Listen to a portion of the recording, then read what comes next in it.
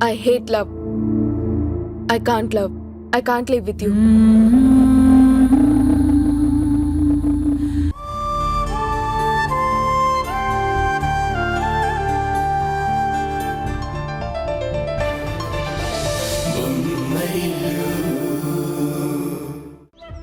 Cinema పాటలంటే interest లేని నేను అనవసరంగా ఈ ఫీల్డ్లోకి ఎంటర్ అయ్యాను.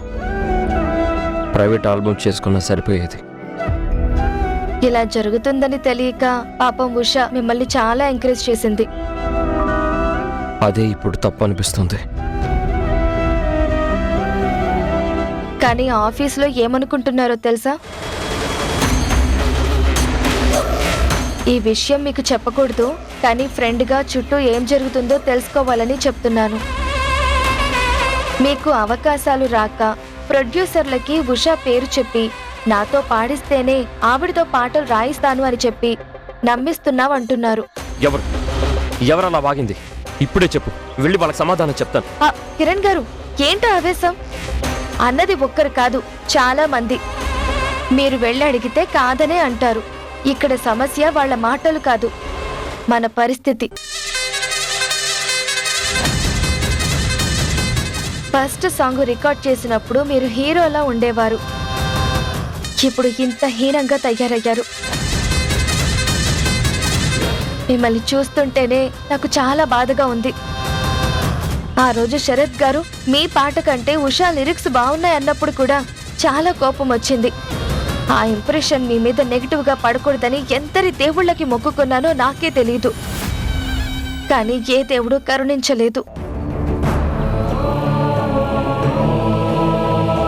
నా గురించి నువ్వు తీసుకుంటున్న కేర్కి కన్సర్న్కి నీకు చాలా థ్యాంక్స్.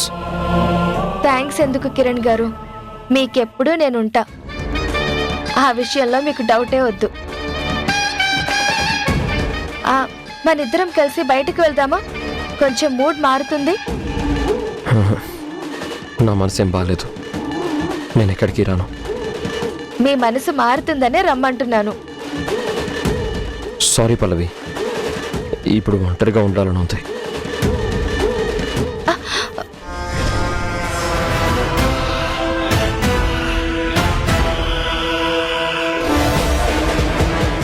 ఈ ఒంటరితనమే నాకు కూడా కావాలి.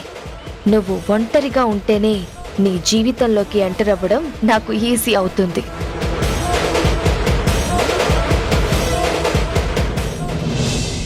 మనసారా మనసారా మనసులు వేరయ్యే తడబాటో పొరపాటో ఎడబాటయ్యేలే విధిరాయని. అక్క బాధను తలుచుకుంటే ఏదోలా ఉంది. అది నా కుటుంబం. నువ్వే వెళ్ళిపోతూ నేను ఎదగడం నీకు ఇష్టం లేదన్నమాట. నా గురించి పాట రాయడం కష్టం అన్నమాట. నన్ను వదిలేసి వెళ్ళిపోయే అందరూ నీ పాటలు బాగున్నాయని పొగిడేసరికి నీకు పొగరు బాగా పెరిగిపోయింది. అది ఇప్పుడు నా మీద చూపిస్తున్నావు. ఒక్క విషయం గుర్తుపెట్టుకో, నాలో ఉన్న టాలెంట్ నీ వల్ల నీ పాటల వల్ల రాలేదు.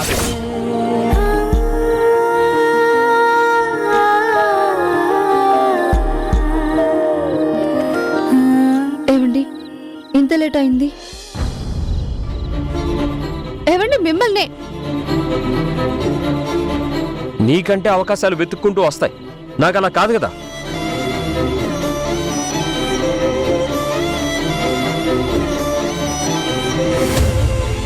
ఇప్పుడు ఏమైందండి? రోజంతా ఆఫీస్లో పిచ్చోళ్లా కూర్చొని ఎవరైనా మహానుభావుడు కరుణిస్తాడని ఆశతో బతుకుతున్నాను. నేను కావాలని చేసినట్టు ఎందుకండి అలా మాట్లాడతారు? కావాలనే చేసావు, ఇప్పుడు కాదని వాదించుకో. నేను చేసింది తప్పే, ఈ ఒక్కసారికి క్షమించండి. ఇంకెప్పుడు ఇలా జరగదు. ఇండస్ట్రీలో ఒక్కసారి బ్లాక్ మార్క్ పడితే చాలు, కెరీర్ మొత్తం పేక మేడలా కూలిపోతుంది. నువ్వు చేసిన పనికి ఆ ప్రొడ్యూసర్ కాల్ లిఫ్ట్ చేయడం లేదు. నువ్వే నాకు ఆశాకిరణం అయినట్టు, నువ్వు లేకపోతే నాకు అవకాశాలే రానట్టు ఆఫీసులో ఎవరికి ఇష్టం వచ్చినట్టు వాళ్ళు మాట్లాడుకుంటున్నారు తెలుసా. అసలు ఈరోజు ఇంటికి రాకుండా ఆఫీస్లోనే ఉండిపోదాం అనుకున్నాను. కానీ ఆ పల్లవే నీ గురించి ఆలోచించి పంపించింది. పల్లవి పంపించిందా? మరి మీరు? నా మనసులో నీ మీద కోపం తప్ప ఏం లేదు. చూసారా, మీ మనసులో కోపం ఉంటే ఎంత డిస్టర్బ్ అవుతున్నారో, మీ ఆలోచనలు ఎలా మారిపోతున్నాయో. నా పరిస్థితి కూడా ఇలాగే ఉందండి. కాకపోతే తేడా ఒక్కటే, మీది కోపం, నాది బాధ. ఏదైనా పని చేసేటప్పుడు మనసు పెట్టాలి అంటారు. మనసులో ఆలోచనలు పేరుకుపోయినప్పుడు చేసే పని మీద ఏకాగ్రత కుదరదండి. ఆ ఉద్దేశంతోనే పాట రాయలేను అన్నాను తప్ప మీ గురించి తప్పుగా ఆలోచించి కాదు. సరే రండి, భోజనం చేద్దాం. నాకేం వద్దు, నేనేం తినను. నా మీద కోపం భోజనం మీద చూపించొద్దండి. వద్దని చెప్పాను కదా. ఎందుకండి ఇంత కోపం? క్షమించమని అడుగుతున్నా మీ మనసు మారదా? మిమ్మల్ని బాధ పెట్టాలని కలలో కూడా అనుకోను. కానీ మీరు కారణం చెప్తున్నా సరే కనికరించకుండా ఏడిపిస్తున్నారు.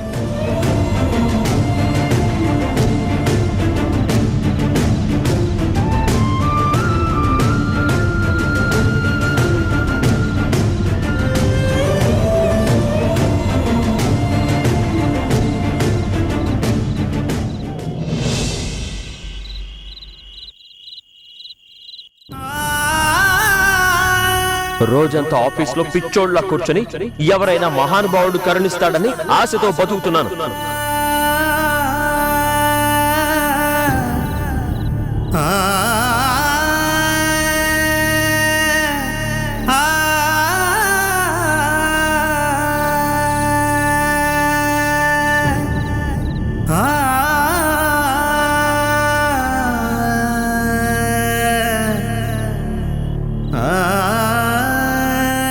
నువ్వే నాకు ఆశాకిరణం అయినట్టు, నువ్వు లేకపోతే నాకు అవకాశాలే రానట్టు ఆఫీసులు ఎవరికి ఇష్టం వచ్చినట్టు వాళ్ళు మాట్లాడుకుంటున్నారు తెలుసా?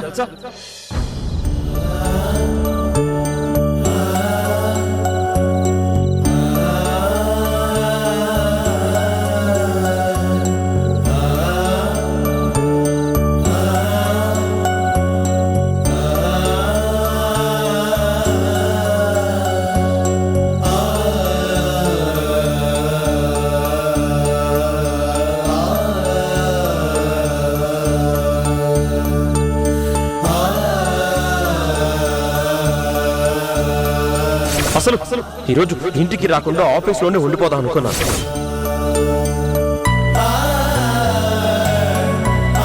సారీ. ఏమొద్దు, అనాల్సిన మాటలన్నీ అని వచ్చి సారీ చెప్తే అన్నీ మాయమైపోతాయా? మర్చిపోగలనా? నేను కూడా ఏది మర్చిపోలేకపోతున్నాను.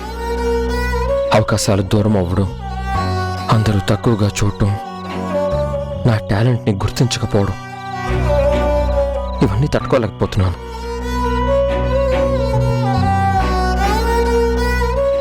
ఎవరి మీద కోపం చూపించాలో తెలియక కంట్రోల్ తప్పి అలా నీ మీద ఐఎమ్ సారీ. ఇదంతా నా తప్పే, ఒప్పుకుంటున్నాను. నేనన్న ప్రతి మాటకి, నాకొచ్చిన పిచ్చి కోపానికి పెద్ద సారీ. నన్ను క్షమించు.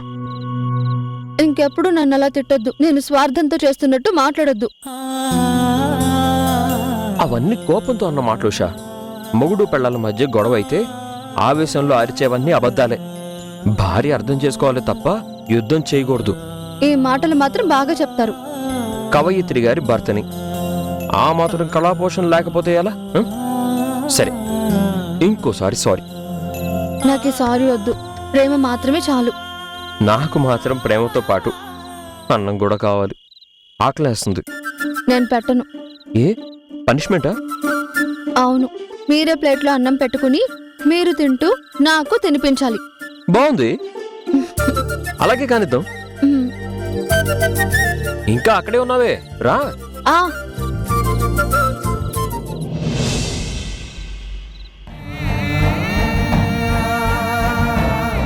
ఈ టాబ్లెట్స్ చూడు, ప్రిస్క్రైబ్ చేయని ఈ టాబ్లెట్స్ వేసుకోవడం వల్లే అబార్షన్ అయిందని డాక్టర్ చెప్పారు. నీకు నా భార్య మీద కోపం ఉంటే ఇలా నా తీర్చుకునేది. నెలల నిండని పసిబిడ్డ మీద ఎలా పగ పెంచుకున్నావు? మొదటి నుండి ఇలాంటిదేదో జరుగుతుందని నీ గురించి మేఘన భయపడుతూనే ఉంది. ఆఖరికి అదే నిజం చేశావు.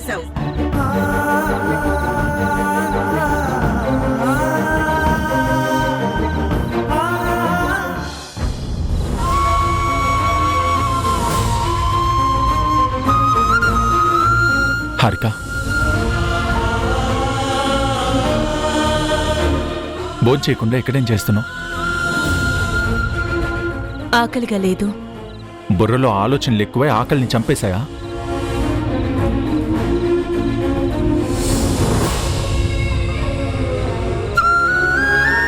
ఏం తినకపోతే నీరసం వస్తుంది తప్ప దేనికి సొల్యూషన్ దొరకదు.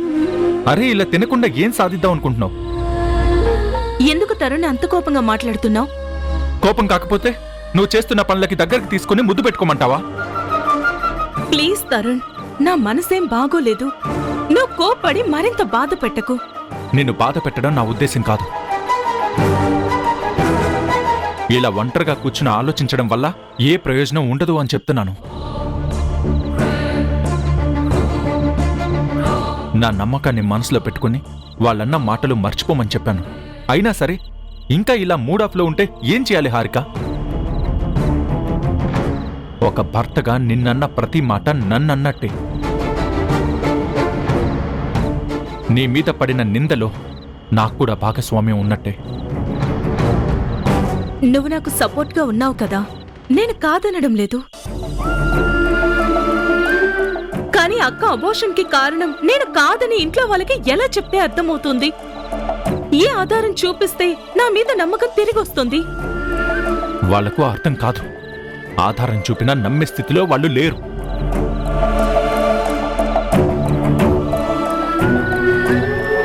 దీనంతటికీ ఒకే ఒక సొల్యూషన్. మనం ఇక్కడ ఉండొద్దు. వీలైనంత త్వరగా బయటికి వెళ్ళిపోవాలి. నాన్నకి చెప్పకుండా కిరణ్ ఎలా వెళ్ళాడో మనం కూడా అదే చేద్దాం. నిన్ను ఓదార్చలేక, నీ బాధని తీర్చలేక నరకం కనిపిస్తుంది నాకు. డ్యూటీ మీద కాన్సంట్రేషన్ చేయలేకపోతున్నాను. సిన్సియర్గా ఉండే నేను పిచ్చోళ్ళ ఏదేదో ఆలోచిస్తుంటే అందరూ నన్ను చూసి నవ్వుకుంటున్నారు హారిక. తరుణ్,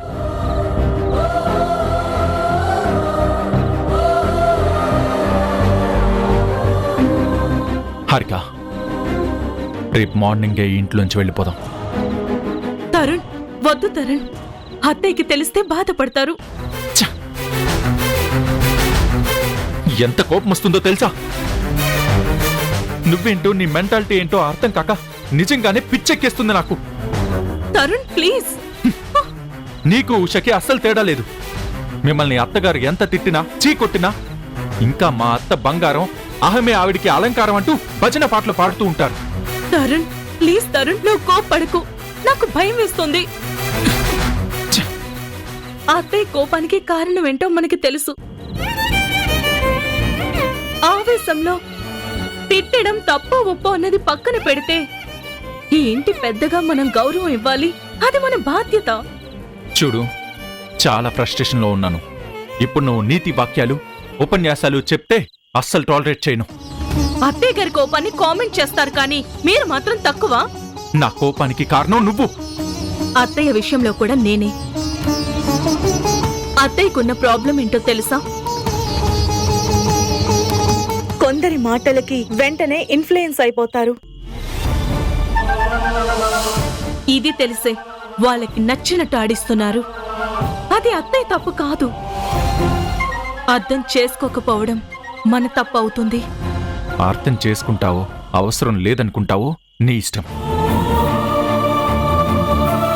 ఇంకెప్పుడైనా ఇలా మూడీగా కనపడ్డా, అన్నం తినకుండా ఇలా పిచ్చి మాటలు మాట్లాడినా ఊరుకునేది లేదు.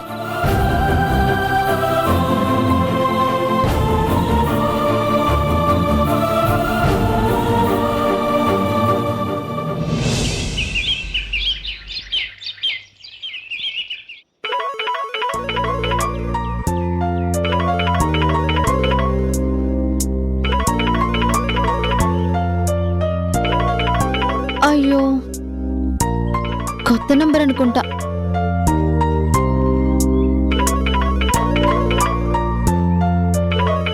మళ్ళీ చేస్తున్నారంటే ఏదో ముఖ్యమైన కాల్ అయి ఉంటుంది. ఏవండి ఏవండి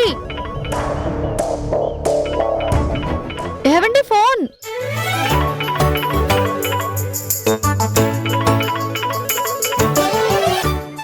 నాకు ఫోన్ వద్దు, వేడిగా కాఫీ కావాలి. అబ్బా వదలండి, ఇంకా పూజ కూడా చేసుకోలేదు. పతి పూజని మించిన పూజ వేరే ఉండదు ధర్మపత్ని. చూసారా, కాల్ కట్ అయిపోయింది. వీళ్ళు ఇందక్కడి నుంచి కాల్ చేస్తూనే ఉన్నారు. ఇదిగో మళ్ళీ చేస్తున్నారు, మాట్లాడండి. హలో మ్మ్. హలో, సార్, సింగర్ కిరణ్ గారైనా మాట్లాడేది? అవునండి, చెప్పండి. సార్, నా పేరు జయదేవ్, ఒక మూవీ డైరెక్టర్ని. ఇప్పటి వరకు 2 ఓటీటీ మూవీలు చేశాను. ఇప్పుడు చిన్న బడ్జెట్లో ఒక కమర్షియల్ మూవీ ప్లాన్ చేస్తున్నాను. ఆ మూవీలో 2 పాటలు మీరు పాడాలి. నేనే ఎందుకు? నన్ను ఎవరైనా రిఫర్ చేశారా? లేదండి, నేను మీరు పాడిన పాటలు విన్నాను. మా మూవీలో హీరో క్యారెక్టర్కి మీ గొంతు కరెక్ట్గా సరిపోతుంది. అదికాక మాది చిన్న బడ్జెట్ సినిమా, కమర్షియల్గా కూడా మీలాంటి వాళ్ళ వల్ల మా ప్రాజెక్ట్కి ప్లస్ అవుతుందండి. చూడండి, బేసిక్గా నాకు సినిమా పాటల మీద ఇంట్రెస్ట్ పోయింది. సార్, అలా చెప్పకండి సార్. మీ మీద ఎంతో నమ్మకంతో కాల్ చేశాను.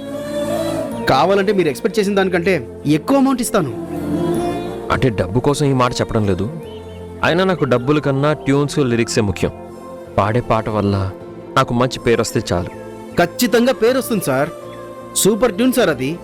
మీరు ఒక్కసారి ఆఫీస్కి వచ్చి వినండి, ఖచ్చితంగా నచ్చుతుంది. Please sir. సరే, థ్యాంక్ యూ సార్. మీ ఇంటికి వెహికల్ పంపిస్తాను, ఆఫీస్కి వచ్చేయండి. ఓకే. చిన్న బడ్జెట్ సినిమా అంట, నో అని చెప్పలేకుండా మాట్లాడుతున్నాడు డైరెక్టర్.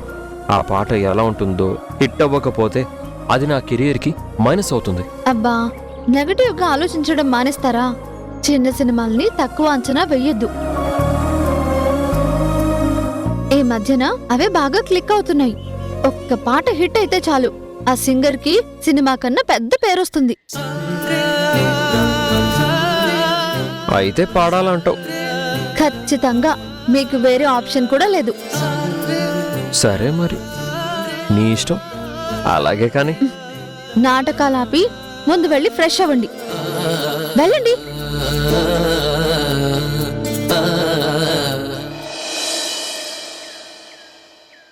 ఏవండి ఏవండి, వస్తున్నా.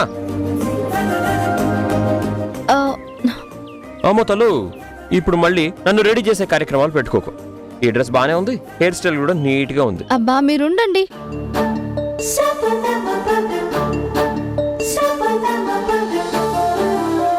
చిలిపి రాగాలు ఈ బలపు తాళాలు ఎవ్వరూ నేర్పరు. అరే ఆగండి,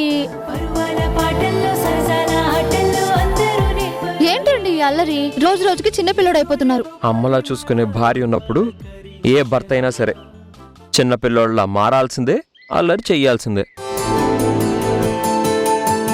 ఏంటి అలా చూస్తున్నావు? డైలాగ్ బాగుందా? పాటలో వాడేసుకుంటావా? మీరెప్పుడు ఇలాగే నవ్వుతూ నవ్విస్తూ ఉండండి. ఇంతకు మించి నాకు జీవితంలో ఏమీ వద్దు. ఐఎమ్ సారీ, ఈ మధ్య నా మైండ్ డిస్టర్బ్ అవడం వల్ల కోపం ఎక్కువ అవుతుంది. ఇక నుంచి కంట్రోల్ చేసుకుంటాను. కాదు కాదు కాదు, ఇంకెప్పుడు నీ మీద కోపం రాకుండా ప్రేమ మాత్రమే వచ్చేలా చూసుకుంటాను. ఏవండి, ఈరోజు మీ పని అయిపోయిన వెంటనే త్వరగా వచ్చేస్తారా? ఎక్కడికైనా వెళ్దామా? అవునండి, ఇంట్లోనే ఉండడం వల్ల ఏ చిన్న డిస్టర్బెన్స్ వచ్చినా అవే మాటలు, అవే మూడ్లో ఉండిపోతున్నాం. మనం బయటికి వెళ్తే ప్లేస్ మారుతుంది, మనసు కుదుట పడుతుంది. సరే, అయితే ఈరోజు మన పెళ్లి రోజు చేసుకుందాం. పెళ్లి రోజు ఏంటి? ఆల్రెడీ అయిపోయింది కదా. ఇప్పుడు సినిమాలకి సీక్వెల్ ఉన్నట్టు మన వెడ్డింగ్ కి సీక్వెల్ ఇది. మన లైఫ్ ని, ప్రేమని, కోపానికి దూరంగా కొత్తగా స్టార్ట్ చేద్దాం. ఈరోజు మూవీకి వెళ్ళి అది ఫినిష్ అయ్యాక రెస్టారెంట్కి వెళ్ళి డిన్నర్ చేసేద్దాం. సరేనా? సరే, మీరు త్వరగా ఇంటికి వచ్చేసేయండి. పని అయిపోయిన మరుక్షణం ఇంట్లో ఉంటాను. లేట్ అయ్యే ఛాన్సే లేదు. ఓకేనా? బాయ్. టిఫిన్ చేసేయాలండి. అరే, ఆల్రెడీ కార్ వచ్చేసింది, వెయిట్ చేస్తే బాగోదు. వర్క్ అయిపోయాక తింటాను. Bye. All the best. Thank you.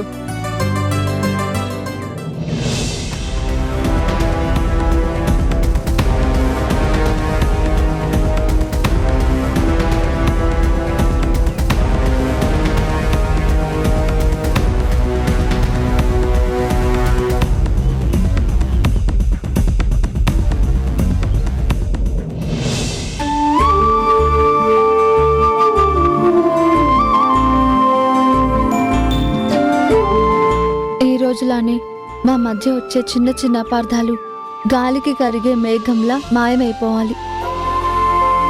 సంతోషం రంగుల వర్షంలా మారి మా జీవితాలు నిండిపోవాలి. చాలా రోజుల తర్వాత ఆయనకి సింగర్గా అవకాశం వచ్చింది. ఆయన పాడబోయే పాట పెద్ద హిట్ అయ్యేలా ఆశీర్వదించు. ఆయన కెరీర్లో ఈ రోజుని ఒక మర్చిపోలేని రోజుగా నిలిచిపోయేలా చేయి తండ్రి.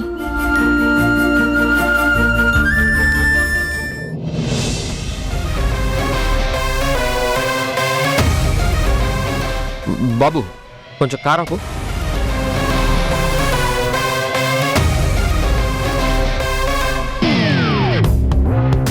హాయ్ పల్లవి. హాయ్ కిరణ్ గారు. నువ్వేంటి ఇక్కడ?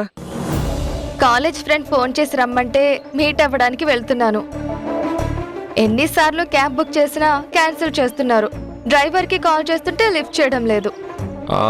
సరే అయితే నాతో రా, నేను డ్రాప్ చేస్తాను. ఈ కార్ ఎవరిది? మార్నింగ్ ఒక మూవీ డైరెక్టర్ కాల్ చేసి సాంగ్ పాడాలని చెప్పారు. దాని గురించి డిస్కస్ చేయడానికి ఆఫీస్కి రమ్మని కార్ పంపించారు. ఓ, మూవీ ఛాన్స్ వచ్చిందా? కంగ్రాచులేషన్స్. సరే పద, వెళ్తూ మాట్లాడుకుందాం. లేదు కిరణ్ గారు, నా వల్ల మీ వర్క్ డిస్టర్బ్ అవ్వడం ఎందుకు? నాకు అర్జెంట్ ఏం లేదు, నేను క్యాబ్ బుక్ చేసుకుని వెళ్తాను. ప్రాబ్లం ఏం లేదు పల్లవి. అమ్మో, ఆరైపోయింది. నేనొచ్చే టైం అయింది. వచ్చేసరికి గుమ్మంలో నిలబడితే నన్ను చూసి ప్రేమతో నవ్వే నవ్వు చాలా బాగుంటుంది.